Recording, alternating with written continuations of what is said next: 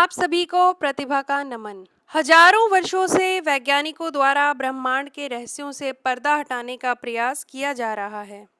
नक्षत्रों, सूर्य, आकाशगंगाओं की उत्पत्ति, बनावट आदि विषयों पर निरंतर खोज जारी है।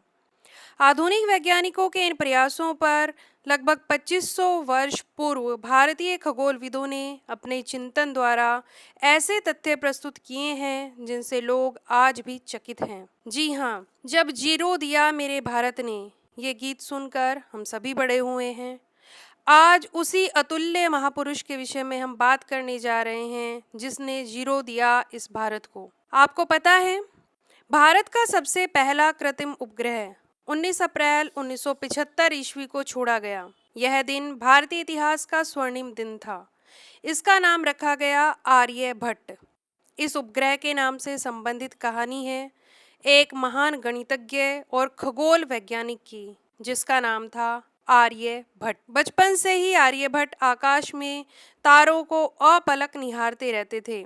उन्हें लगता कि आकाश में ढेरों रहस्य छिपे हैं। उनमें इन रहस्यों को जानने की इच्छा बलवती होती गई। प्रारंभिक शिक्षा के बाद उन्होंने शिक्षा के महान केंद्र नालंदा विश्वविद्यालय में प्रवेश लिया। यहाँ वे खगोल विज्ञान पर जानकारियाँ जुटाने में लग गए। गहन अध्ययन के बाद उन्होंने आर्यभट्टियम नामक ग्रंथ की रचना संस्कृत श्लोकों में की।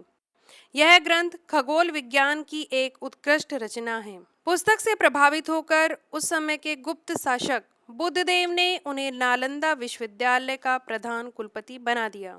उन्होंने जो रिसर्च की या जो भी कार्य किए, उनके निष्कर्षों के मुख्य तथ्य हैं: पृथ्वी गोल है और वह अपनी धुरी पर घूमती है, जिससे दिन और रात होते हैं। चंद्रमा सूर्य के प्रकाश से चमकता है, उसका अपना कोई प्रकाश नहीं है। सूर्य ग्रहण या चंद्र ग्रहण के समय राहु द्वारा सूर्य या चंद्रमा को निगल जाने की धारणा अंधविश्वास है। ग्रहण एक खगोलीय घटना है। ये सारे तथ्य आर्यभट्ट ने अपने निष्कर्षों के रूप में दिए। यानी आर्यभट्ट ने जो तथ्य दिए, उसी के आधार पर आगे चलकर वैज्ञानिक इस बात को समझ पाए कि जो सूर्य ग्रहण और चंद्र ग्रहण है, वो सूर्य और पृथ्वी के बीच जब चंद्रमा आता है तो सूर्य ग्रहण होता है, और जब सूर्य और चंद्रमा के बीच में पृथ्वी आ जाती है तो सूर्य का प्रकाश चंद्रमा तक नहीं पहुंच पाता, इसीलिए चंद्र ग्रहण होता है। आगे चलकर आर्यभट्ट ने एक और पुस्तक आर्यभट्ट सिद्धांत के रूप से लिखी। यह पुस्तक दैनिक खगोलीय गणनाओं और अनुष्ठानों के लिए शुभ मुहूर्त निश्चित करने के काम आती थी।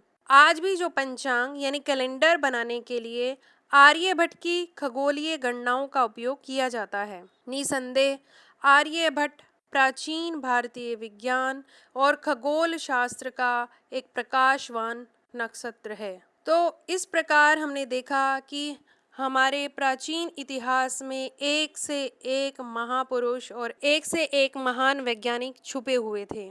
ऐसे ही महापुरुषों से जुड़ी हुई कहानियाँ लेकर हम आप लोगों के लिए आते रहेंगे। आई होप आपको ये वीडियो अच्छी लगी होगी। आप वीडियो को लाइक, शेयर और सब्सक्राइब ज़रूर करें। Thank you so much.